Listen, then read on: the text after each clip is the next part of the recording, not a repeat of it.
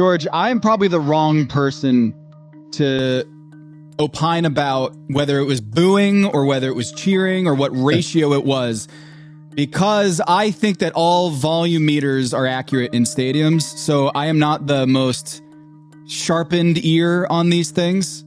So when they do like the little audio decibels in an arena, I always think that's legit. And apparently it's forged. It's a fraud. So I don't know if Jorge Sedano, because you're an audiophile, you're a guy who's in radio and your career's in radio, you probably have a better ear than I do. Was the Knicks, we'll get to the whole president thing in a sec, was the Knicks Madison Square Garden Game 3, first time in 20 plus years, was it as loud and as raucous as you thought it might be? I thought it was at the beginning of the game, and certainly at the close of the half, and then towards the end of the game. I just felt like the real fans got priced out. So what you see is it wasn't sustained, right? And I think that was something that I noticed. The place went quiet a lot. And I think it's that. I think it's just you have a lot of corporate suits in there who are not, diehard Knicks fans. And they aren't going to cheer the same way, or they're not going to go nuts the same way that the diehard who goes to every game or tries to go to every game does. Yeah, I thought it was weirdly louder in San Antonio with the combination of the Knicks fans that traveled plus the Spurs fans. Right. Then the Spurs fans trying to drown them out. Right. Mm-hmm. Yeah, it was weird. There was an energy in the building. There's no question. You could feel it, mostly because people had to be in the arena earlier, right? Because of the situation with the president. So there was some juice like pregame where you could feel like the vibe. Because, I mean, you guys have been in these arenas, right? Like 2 hours before the game, there's nobody in the bowl except media and the players and staff. But as we got closer to game time, I mean, I want to say an hour before tip, the place was full already. And I was impressed. I got to say, I did not think that they were going to get everybody in there. And I thought it was potentially catastrophic as they would have Game 3 NBA Finals, Madison Square Garden. The entire Knicks frenzy leading up to this moment would be met by a half-empty arena. And I was like, what a disaster that would be. And in fact, it was the opposite. I felt like the energy was there, from the get-go. Yep. And I thought that the security issue, I thought that was going to be way worse than it actually turned out to be. So what was your experience on the security side as a league partner? Your media, so you always have to get there extra early. So what was that like for you? It was a little extra in regards to the fact that everything was shut off, right? Like they had those fences they built up. So it was hard to kind of weave through the crowd who was there very early to anticipating what was going to probably be a long ordeal of getting in. So I normally get there, I don't know, usually 2 hours, 2.5 hours for a game. So at a 7:30 tip, you're there at 5:30 or so. Right. But, right. And it's 8:30 in this case. So we were there 3 hours early. And there was a line out the door. Around blocks and blocks and blocks. Now, we were able to be expedited through some of it because we were media and they had the folks with the scanners checking the barcodes on the credentials and things of that nature. Get him through. Yeah. It was really more, I was with Doris and it was like, let Doris through. And I'm like, yeah, let Doris through so I can go with her. So it was more of that. But yeah, even once we finally got to, and it took a couple minutes to get to like the media entrance. That part of it was a little more intricate than usual, right? There was more, we'll usually put our stuff through a TSA screener anyway, but I think there was an extra layer of metal detector, wanding, things of that nature that you don't normally get as media. You usually just go through the metal detector and you go through you put your bag on the TSA screener thing and that's it. But they were legit like looking through stuff, even before they put it into the TSA screener. So it was a little longer than normal. And then once we got in the building, it was fine. But yeah, it was a little bit to get in. Probably like, I didn't really look at my phone. So I'm guessing, where an ordeal that normally takes 3 to 5 minutes probably took 15 to 20. Yeah. I mean, in Miami, I remember covering the Knicks games in Miami, and it would be so many Knicks fans.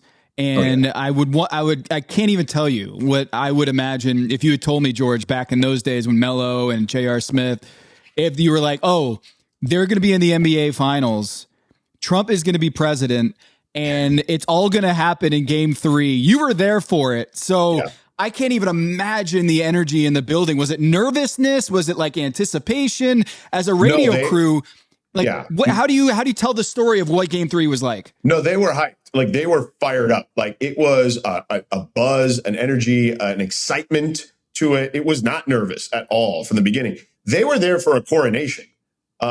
They were there because they thought they were going to sweep this thing. Like, Nixon 4 chants were going on. Like, this was a real thing. Obviously, the celebrities, the former players, all that stuff, they were all there. Everybody was excited to be there. There was a lot of general love in the building, right, to celebrate this first game in the finals in 27 years or whatnot. And then the game started. And while the energy was there initially, Wemby and Castle took the energy out of the building pretty quickly with their start. And then from there, it was kind of like riding a wave through different times of the game. Yeah. I think Wemby, just the opening series where he's just getting shot at the rim, really set the tone because he had 11 touches in the paint in game 3. He had 6 in game 1, 8 in game 2. And that is not a direction that the Knicks like, is that Wemby is figuring out how to get those lobs, those touches in the paint. And I don't think they've... The guy is 7'18", right? He's so tall. And it seems like they figured out, let's figure out ways to get him in the pick and roll actions and getting him in the paint going downhill in ways that I don't know what the solve is if you're the Knicks. So I asked somebody that, a former player, that today, and he thinks it's bringing him up in the action, right?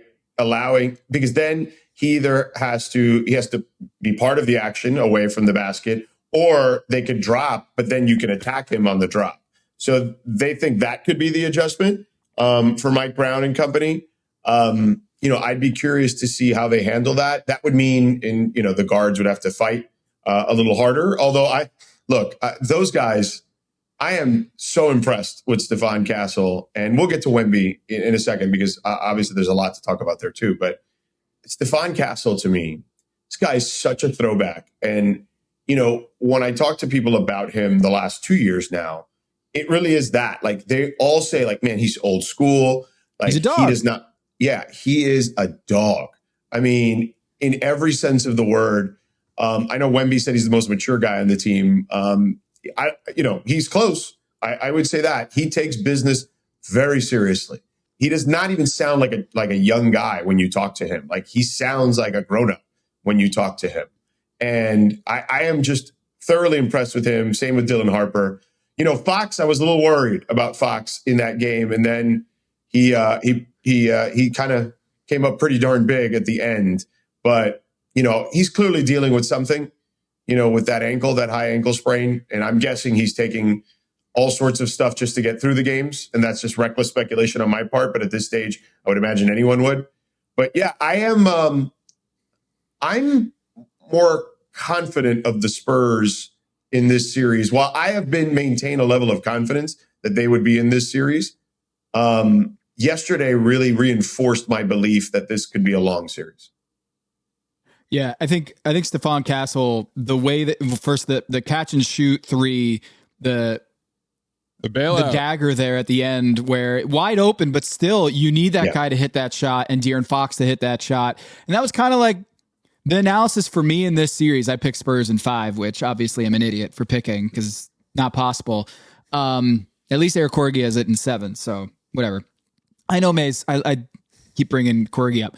But George, I was always of the impression that the winning streak of the Knicks, while impressive, some of it, not all, was helped by the fact that they weren't going against elite defensive guards that could put pressure on Jalen Brunson and tire him out. And that's exactly what has happened where, yes, they won for the first 2 games, but it was by the skin of their teeth. And there have been 3 clutch games in a row. So it could be 3-0 Spurs, could be 3-0 Knicks. But Jalen Brunson's doing a lot of work because of Stephon Castle, Dylan Harper, Devin Vassell, and De'Aaron Fox. So I never made an official pick, but if, when I was asked on a show, I said, I think the Spurs will win. And if I had to guess, it'll be in 6. And I had the same exact reasoning you did. I saw firsthand what they did to Shai Gilgeous-Alexander. I was there for every game. Okay. And yeah, I get they're different, right? Like Shai is longer, wiry, etc. Brunson is, more compact and a little more crafty, perhaps. But I just felt like that 3-guard lineup really puts Brunson in a tough spot. And there's not a lot of guys that he can pick on. And if you notice, they made a change at the end of this game in the fourth quarter. They took Champagnie off and they went with the 3-guard lineup, Vassell and Wemby. And that's their best defensive lineup. So particularly against someone like Brunson. And I think that they've learned that now. And it's not a knock on Champagnie. He's still very valuable to what they do, particularly spacing the floor. And he's not necessarily a bad defender, but Brunson has been able to take advantage of him. So I think that they've learned from that. And we saw that implemented yesterday. And you're right. I mean, it could be 3-0 each way. It could be 2-1 a different way. I mean, I look at it as if I'm the Spurs, I would have been devastated after what happened in game 2. I mean, Wemby had basically vomited all over himself at the end of that game. It wasn't just the pass to Castle, right? The terrible shot from the corner that he took. He missed the free throw, right? Like there were just dumb fouls. Like there were just things that he did at the end that made no sense. Meanwhile, they were more confident about it. They took the complete opposite approach of like, yeah, we're good. We blew that one, but it's fine. Like we know how good we are. And you just don't see that from a group of 25-year-olds. Like, you know what I mean? Like on average age. It is just wild to see. The Thunder have this too. And look, I'm a firm believer that the Thunder, had they been whole, would have won the series and probably would have rolled through the NBA Finals too. But them's be the breaks, right? Like that's not the reality of our situation. But the Thunder and Spurs to me was the championship. And I get it. The East only has to play one of the teams out of the West, so that certainly helps them. Look at this West Coast elite now. Listen to this. He's changed. He's a changed guy. Analytically, now he goes all the season's Hollywood over, Tom. George. Right. Yeah. Me and Kenny Atkinson are in agreement. Right. Score projection or whatever it was that he said. Analytic scoreboard. Yeah. So I believe that because I believe the Spurs are the more talented team. Now, I gave the Knicks a real shot. And look, the Knicks have real stuff they've been through together as a collective unit, right? They've been through some heartache. And that's generally the path that I think gets rewarded eventually in NBA history, right? So if you would have told me, hey, the Knicks win in 6 or 7, like, yeah, I would have bought that. Like, I'm not like, slamming the table saying, no, it's only going to be the Spurs, right? I think the Spurs are the more talented team. I think the more talented team will win more times than not, especially when the best player on the floor is on that talented team. And he's figuring out the series as it goes along, as you pointed out earlier. Because to me, Tom and Anthony, it's not just about the scoring at the rim, which I think is incredibly important.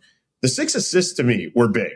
And him finding guys in that scenario. And then defensively, their game plan, they were getting killed in the corners in those first 2 games. And it was basically Wemby, protect the paint and protect the corners. And yeah, maybe OG Anunoby will fly by you and catch you and be able to finish. But we'd rather him finish at the rim than hit another 3 from the corner. So to me, their game plan was excellent.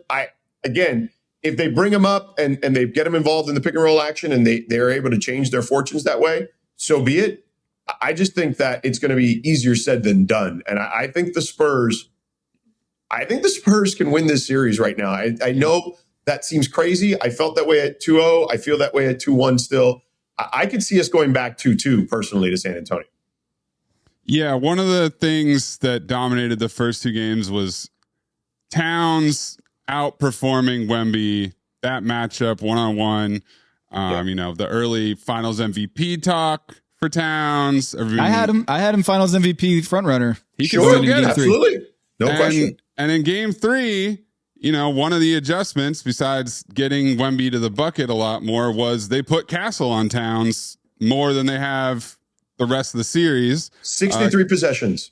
Yeah. Caitlin Cooper pointed that out on Twitter. And that puts Wemby closer to the bucket. But the surprising part was that Towns wasn't able to take advantage of that matchup. So I guess I wonder, what do you think now that the Spurs have thrown that adjustment? How do you think the Knicks respond to this Castle on Towns dynamic?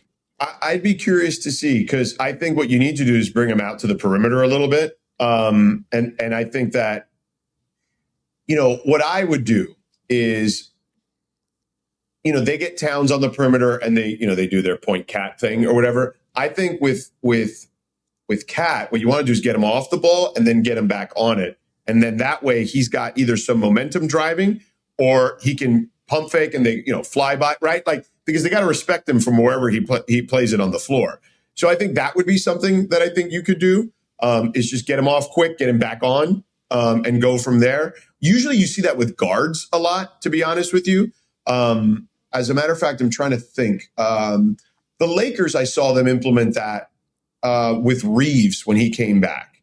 I think it was with the second game he came back in the Houston series. I saw JJ do some of that. You saw OKC do some of that as the series progressed against the San Antonio Spurs too. So I think you could do that with a big, with Cat, because he likes to go downhill. He likes to do one of two things. He likes to go downhill or he likes to shoot it from three. So find ways to get him off the ball quickly to get him back on it. And maybe you can surprise them that way. I'm not an X's and O's guy per se, but I think it could work with someone like him just based on the way he likes to play offense. I mean, Cat, in a weird way, the Knicks go when Cat goes. And that's been the story of that postseason run, the 13 straight games, is Cat had a lot more playmaking, a lot more elbow actions where he's palming the ball and dictating the offense. And that really unlocked so much of this Knicks offense. But you heard Mike Brown talk about it after the game, is just there's a lot of Jalen Brunson, a lot of dribbling, a lot of ISOs, and they got to figure out a way to get Cat more involved in a playmaking way. I just tracking this, De'Aaron Fox and Jalen Brown have played the same amount of minutes in this series. Brunson. 110 for Brunson and 108 for De'Aaron Fox in this series. Brunson has 1,590 dribbles, and De'Aaron Fox has 802. Wow. So double the number of dribbles for Jalen Brunson in these 3 games than the all-star point guard on the other side. Now, yes, they're all-stars. De'Aaron Fox is, got stuff going on and physically, but same with Jalen Brunson. He's had his foot stepped on by Luke Cornett, and he's gotten all sorts of, he's been banged up. Yeah. And so I could make the same argument, is that Mike Brown has to figure out a way to get Karl Anthony Towns more locked in a playmaking and attacking mode, because Jalen can't do this. 500 dribbles per game is obscenely exhausting. Well, 2 things. Let's start with the Cat stuff. I mean, that was a clear problem for them earlier in the season, right? Like, there was a real rub there of not being able to get him involved. And I'm sure Cat has seen all the stuff out there about he hasn't scored a point in the fourth quarter, right? Mm-hmm. So I think that stuff, I'm curious to see how that manifests itself. I did get a chance to talk to Josh Hart today earlier, and I asked him about Brunson, like, how can you guys help him when he's scuffling? And he straight up said, we got to get him off the ball, and we got to make sure we get him the ball in places where he can succeed. We need to do that for him, is what he said, but it starts with him getting off the ball, which I found, fascinating, because, those guys have a tremendous history, right? So they don't mince words. So, his coach is saying it. His teammates are now saying it. Can he do it, right? Can he be the guy to take the foot off the gas a little bit and let his teammates kind of carry him some? I'll give you actually an interesting anecdote. So I'm doing the sideline on ESPN Radio and for this series, and opposite Lisa Salters on TV. So in game 2, when they win, she gets Cat, I get Jalen. And Jalen is walking up to me, gives me a fist bump, but then he slams the scorer's table and just curses, like, F. And I was like, whoa. So I go down the line, like, hey, don't come to me yet. He seems to be pretty upset. And then he does it again, F. He slams the scorer's table. So I ask him, hey, man, You guys were up 14. They came back. You guys somehow survived. How did you survive? And he went off about himself. I can't believe I missed that free throw. I got to be better. Everybody on this team is better than number 11 right now. Blah. Like he is, it's in there. Like he is, it is manifesting itself. His frustration is starting to really seep out. And I saw it literally in front of my face. And now we're seeing more of it yesterday. And this was the thing that you and I just talked about to start the program, right? Like this is going to be him in this series unless he does what Josh Hart told me earlier today is get off the ball. Shea had to do it, and it allowed them to have more success. Particularly in game 7. And then Shea had his moments where he took over, right? But I think that he has to pick his spots better. And I think that's hard when he's been the engine for so long, right? Yes, Cat has had his moments, but at the end of games, they're still relying on Jalen. And that hasn't changed in this series. And yesterday, the result was different. And I think the result was different because he's seeing a different lineup now. And I think he's going to see that lineup moving forward at the end of games. Officiating. What'd you make of Mike Brown's comments after the game? I thought it was a bit of, and I like Mike a lot, but I thought it was a bit of a cop-out. He said he's never seen that kind of disparity. He was actually on a coaching staff where he saw that kind of disparity. When he was with the Warriors. He was misremembering, George. Misremembering. Yeah, I mean, so like that part of it, like I get it. It's, histrionics of him like saying that stuff or whatever. But it's happened, I think it's 5-6 times, whatever it's been, in recent memory. And look, I don't think it was I think I understand what he's trying to do. Like every coach does it. Hell, I'll never forget being a young reporter and Pat Riley was doing that. You know what I'm saying? Like in the 2006 finals. And I've seen Phil Jackson do it or Larry Brown or whoever, right? You name your coach from back in the day till now. They all do it. I thought it was strange, though, that his players, and I liked that his players did this, whether it was Cat or Brunson or whoever else was up there. And they dismissed that notion immediately. I actually thought that was smart for them to do that because it was not the reason they lost. If you look at the total fouls, it was, I think they were separated by 2. And, he made this comment about like there needs to be more equality in the fouls. And I'm like, that's not the official's job to have equality. Their job is to call what they see. It's one of my biggest pet peeves is the free throws should not be equal every game. That should not be the goal every game. Yeah. No, that's not the right way to look at it. But if you're Mike Brown going into game 4, if you can get even a couple more extra free throws because of the campaigning you're going to do off the floor, I understand it. I will say this. I hate the landing zone rules so much because I did not believe that Jalen Brunson deserved to get a tech or a flagrant for that. Yeah. And yet Wemby did the same thing in the corner and Josh Hart didn't fall. But this is what I've been tracking that for Shea and for Brunson. Oh, here we go. Fall talk. He's got to. I hate that Josh Hart has to fall in order for the referees to call that a flagrant on Wemby, and then on top of that, Wemby's got 2 flagrant points, and so you raise the whole are the officials in the tank for the Spurs because they are refusing to give him a flagrant foul on not just that, but the Jalen Brunson face mush. Okay, there you go. I was going to be like, this is the flagrant you're calling for? I think he should have had 2.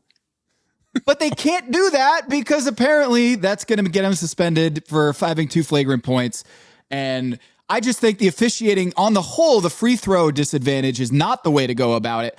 I would just harp on, we had Victor Wembanyama openly, like aggressively and vindictively face mushing Jalen Brunson, and the 3 referees, none of them saw that. And then on the other side, the landing zone thing. One that was clearly blocked because Castle and Wembanyama were like, their backs were to him, so he couldn't see. But where are the other 2? To your point, yes, I agree with that. Yeah, but the landing zone thing, Here's one thing I'd love to get your thoughts on. My biggest issue with the Spurs going into the playoffs, where I thought they could be had, was their streaky shooting. And we're seeing it in this series where like they shot above expectations in the previous series against OKC. And I don't remember Minnesota necessarily, but I feel like from the games I watched, it felt that way too.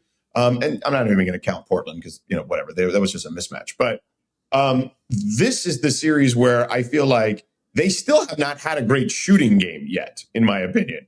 and they were 5 of 18 on uncontested ones yesterday. And I'm like, at some point, they're going to progress to the mean, right? Like they're going to start hitting some shots. And I'm that's where I worry if I'm the Knicks, because yes, all the foul stuff, this, that, and the other, but I still don't think they've played a great game yet.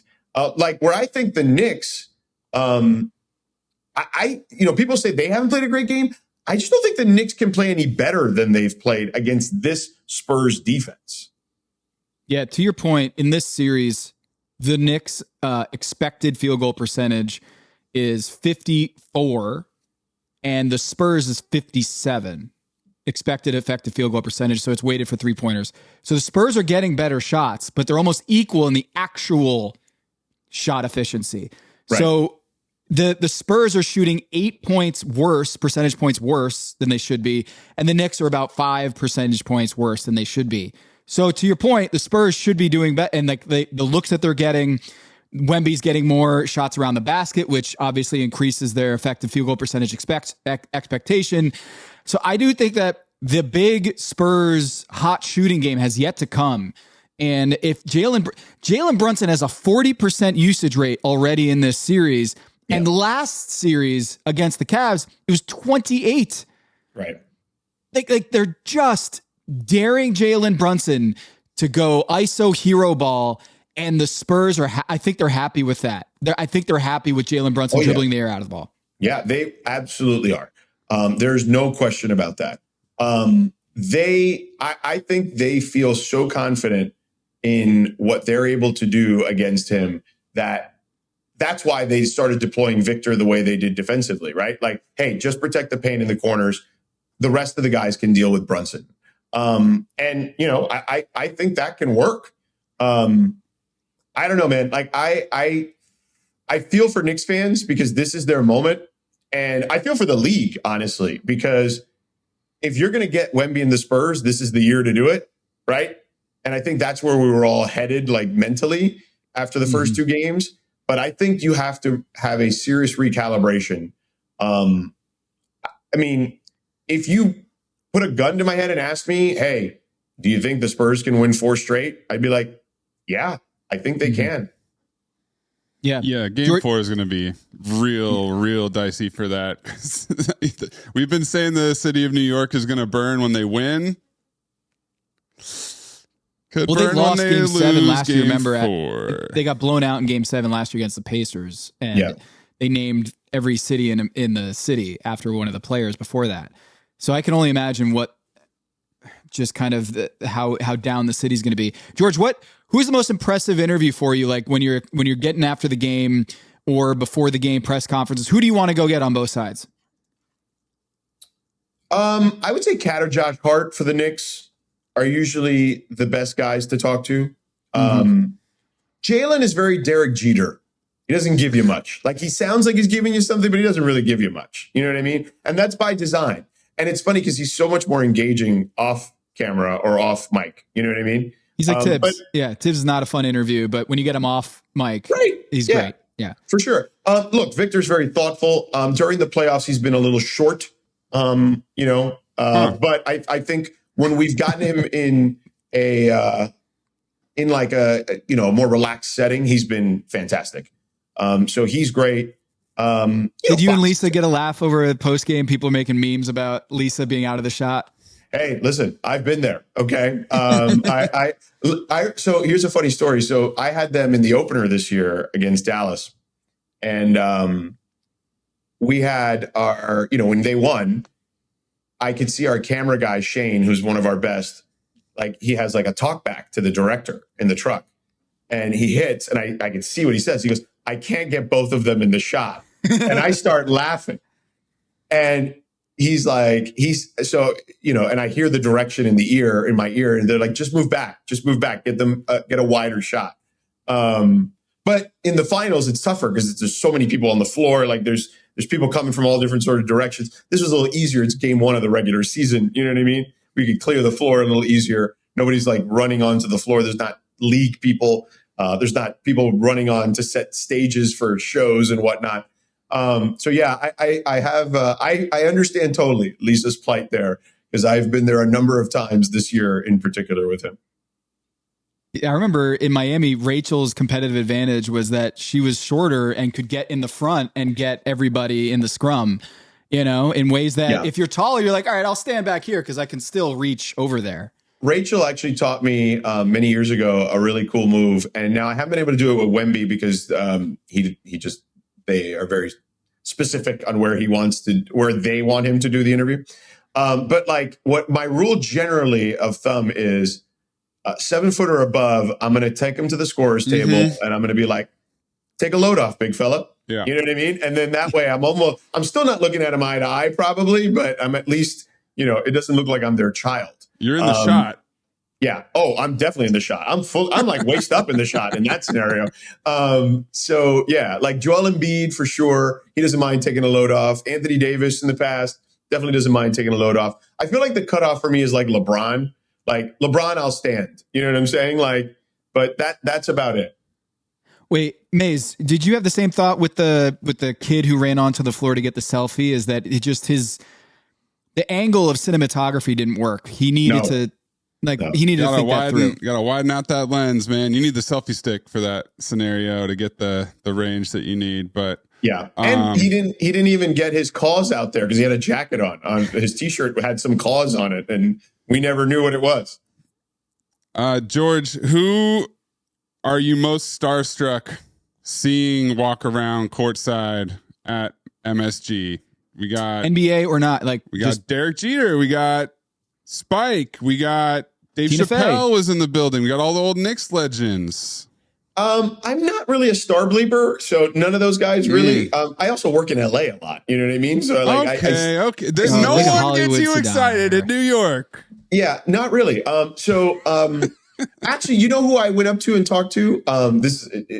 Interestingly enough, and I'd never met him, and I talked to him for a few minutes. Was Jimmy Johnson, the old head coach of the Dallas Cowboys? Oh, now there Miami Hurricanes. Right. Yeah, that's my guy. So I told him the story that the first Miami Hurricanes game I ever went to, I was 6 years old at the Orange Bowl, and it was Miami Notre Dame, and Jimmy Johnson infamously ran up the score on them and got Jerry Faust, their head coach, fired in that game. I think it was like 58-7 or something like that.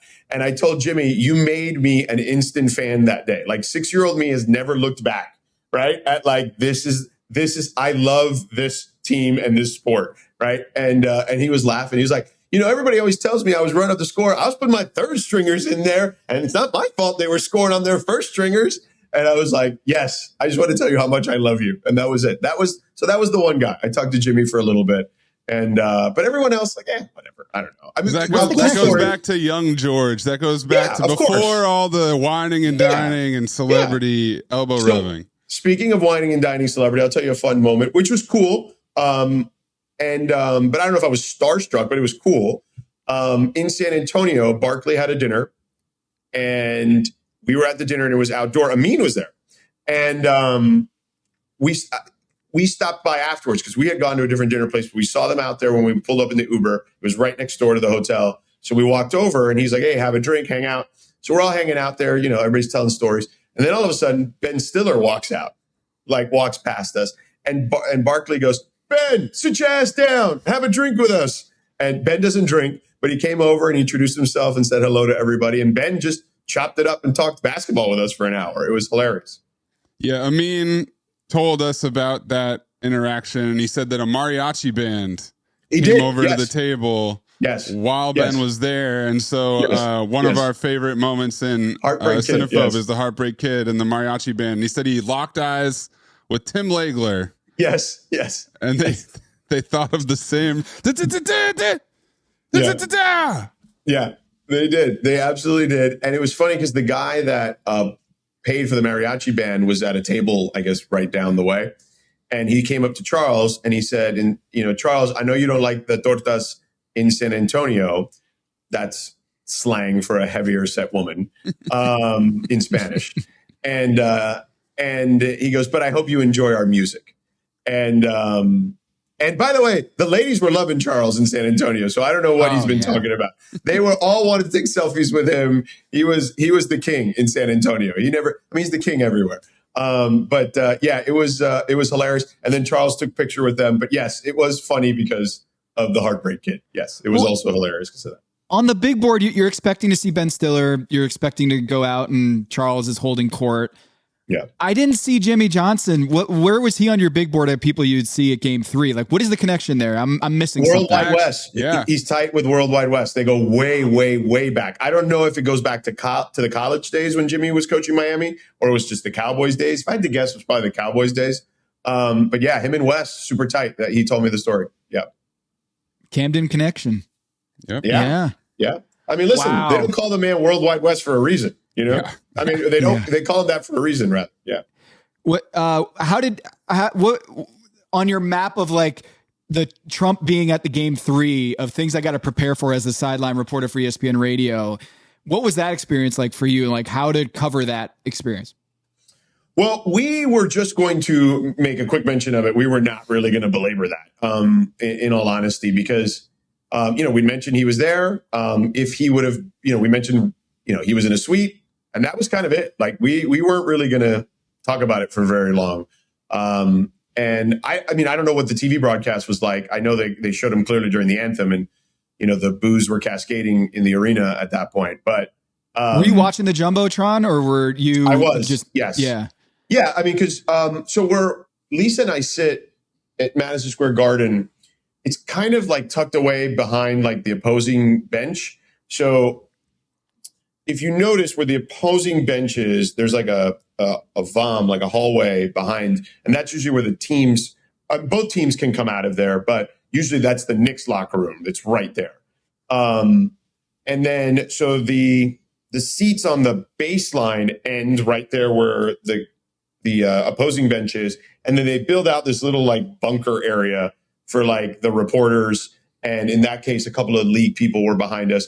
And that's kind of also like the carryover for whoever doesn't have a seat on the bench for the Spurs. And there were a number of Spurs staffers behind us as well. And then if you kind of keep going past us in the perpendicular to the Knicks locker room, there's like a lounge back there or whatever for like the season ticket holders or whatever. We're kind of tucked away there. So it's not a great sight line to see the game entirely. Like there's no way I could see what's happening in the corner of my baseline. Like no shot, right? Like, so I'm either watching the monitor or I'm watching Jumbotron. So anyway, to answer your question, when the anthem is going off, I'm watching the Jumbotron. Right, because you can't see the singer as well, right? Or what have you. Right, people are standing obviously for for this, and like so I can't see directly. So yeah, I'm just looking up, and then when his face popped up, it was like raining boos. It was wild. Yeah. Yeah, at home watching it, it was clear that it was a resounding boos. But like he was up there in the booth and was sitting next to James Dolan, and maybe that's it. That James Dolan needs to be courtside if the Knicks want to win. Maybe that's it. That's the good luck charm that the Knicks need is Jimmy Dolan courtside. They messed up with the juju. Well, I think he eventually went back down, Jim Dolan, and for I want to say maybe for the second half, because the president wanted to say goodbye to him, and I know that there was a lot of military types and Secret Service types right by our green room. Which is kind of, there's like an entrance, a tunnel there too. But I don't know if he actually made it out. Maybe he did quickly, or Jim maybe met him, closer off the court. But he did say goodbye. And Jim was down there at some point in the game. But he was down there in San Antonio too, and they won 2 in a row. So maybe you are onto something. Which park are you going to be hiding out in to see Wemby? Like, have you figured out where you're going to be? Well, I don't have the key to Gramercy Park, and people here were pretty upset that they gave him one of those. But I don't know. I mean, the closest to me, I'm kind of close to the Garden, so I would say maybe like Bryant Park. I don't know. Maybe I'll go over there. They have those good like waffle stands or whatever. Maybe I'm in for a dessert later or something. Yeah. Yeah, Wemby, I don't know what he's going to be doing in between. And the New York Public Library is right next door, so I could see Wemby definitely going to the public that's library. The move. That's the move. Because he already did chess, right? Now, then he did drawing in a park. Yeah. Maze, what do you think would be on the list of Wemby touristy intellectual activities for? He's not like a hot dog Coney Island guy. I don't really see that happening. What if he hit the Statue of Liberty pose on the Staten Island Ferry? That's a good one. I did that move a couple years ago with the kids. Low key, that's the move. Just take the ferry across, and you don't have to do the whole Statue of Liberty thing. Get off the boat. I've only done it when I was a child. I've never gone back. Yeah. Not my thing. No offense. Jimmy Johnson was there. Oh, wow. There's Jimmy in World Wide West. There it is. Jimmy in World Wide West and Jay-Z at a Hurricanes game in 2002. Right. He was they're already retired, friends at this point. This is the photographic evidence, and it says in the caption that Jimmy proudly displays this photograph in his office. Yeah, they're tight, dude. Like they were chatting it up for a while, for sure.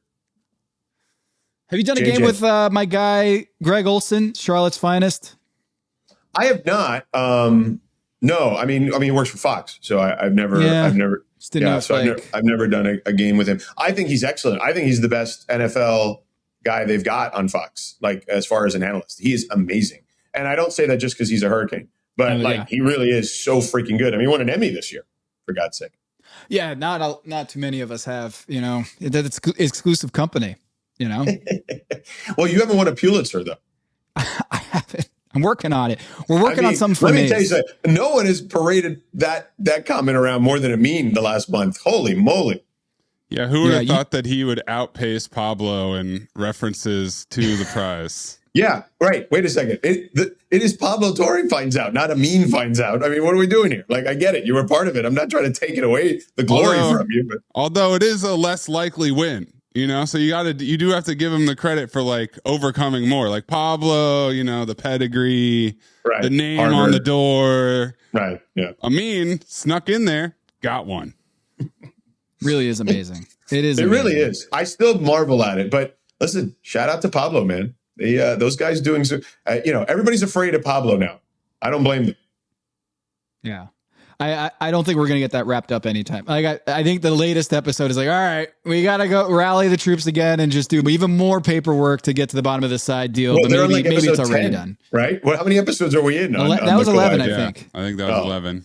Yeah. I am curious to see I would love to get your thoughts. Like, do you think they do the Joe Smith thing there? If let's say he is guilty, just for argument's sake, right? They are guilty.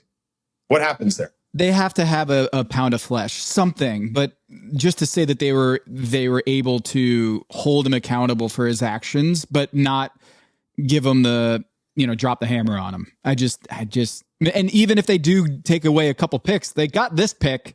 I don't think after that they can do really anything that was really going to harm Steve Ballmer. If they wanted to, it would be banning him for a year or forever from actually going to the arena, but I don't see that happening. But to Kawhi specifically, remember Joe Smith had his contract voided. So like, do they do that? That actually might be something that would benefit. Not Kawhi. A punishment, right? Not a punishment. Yeah. You know that he's able to get that and become a free agent. Nice juicy fine to the richest owner in the league. That's a drop in the bucket. Picks they don't have for like 5+ years. Void Kawhi's contract, which. You know, there's not really much that you can do that will hurt them that bad. Agreed. No, I'm with you wholeheartedly. What if it's just like you have to stay with the Clippers for the rest of your career? You can't do. You're tied to this organization. Yes. Yeah. I mean, I don't know. Until the trees are planted. Yes. There you go. Go plant those damn trees. The tree thing, though. I mean, God. I mean, it created a lot of funny memes. I'll give him credit for that. There was a lot of funny tree memes after that. That's right. So when does Giannis drop? After game 5? Wow, what was it? You got it during the finals, huh? Yeah, Shams has got to step it up because what was it? Was it last year when the Hurley news dropped about the Lakers? It was game 1 heading into the finals last year. So Shams really has to pick up. I mean, game 5, maybe. Yeah. It's when another Giannis update happens.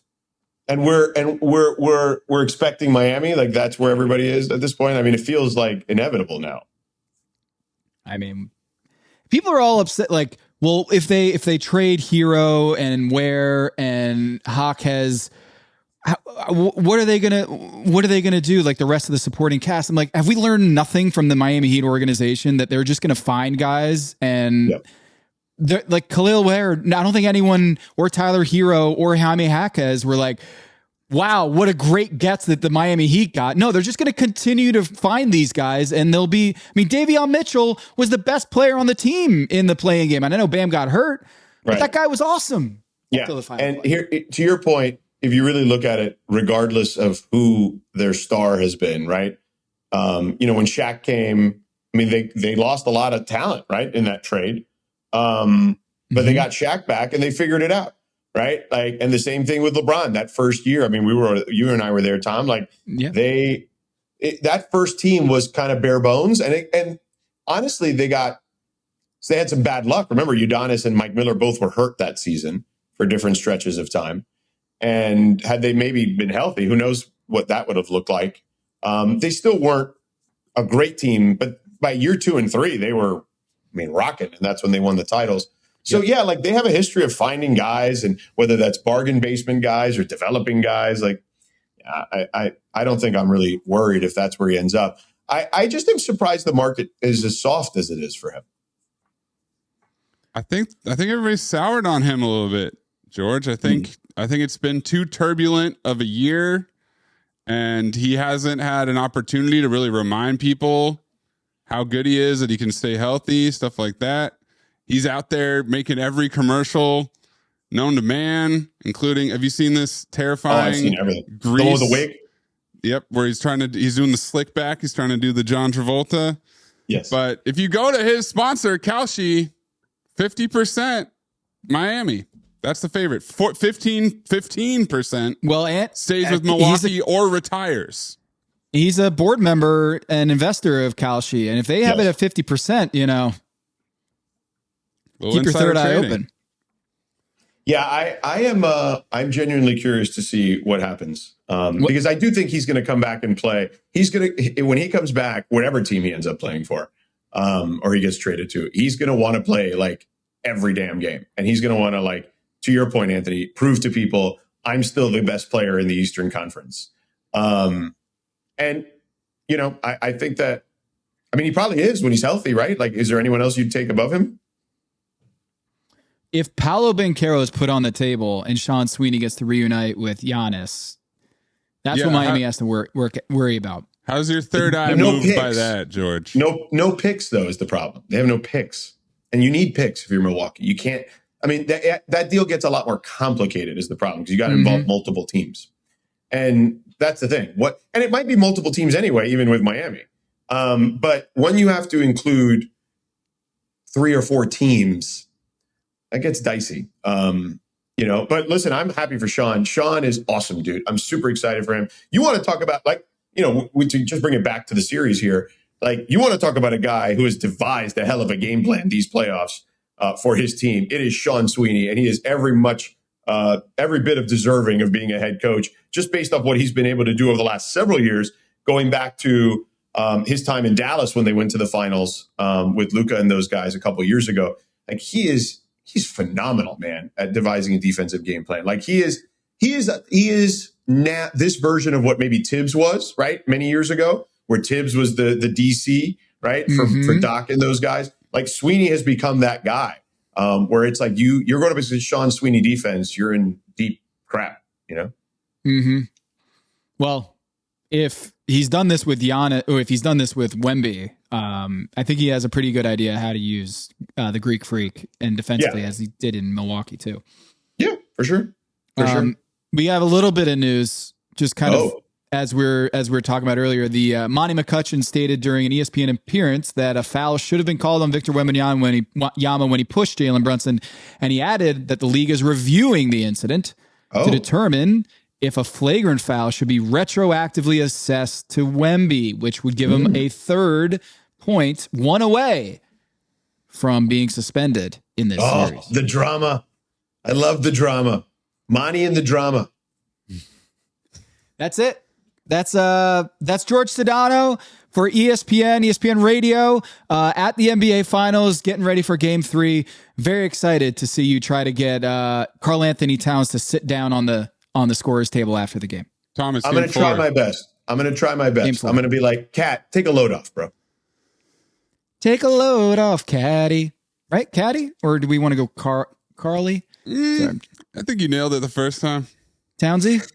Great sign Townsy. I like Townsy. I'm going to go with that one. See if Take a load off, Townsy.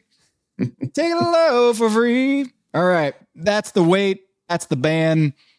That's George Sedano. Thanks, buddy. Always a pleasure. See you, gentlemen.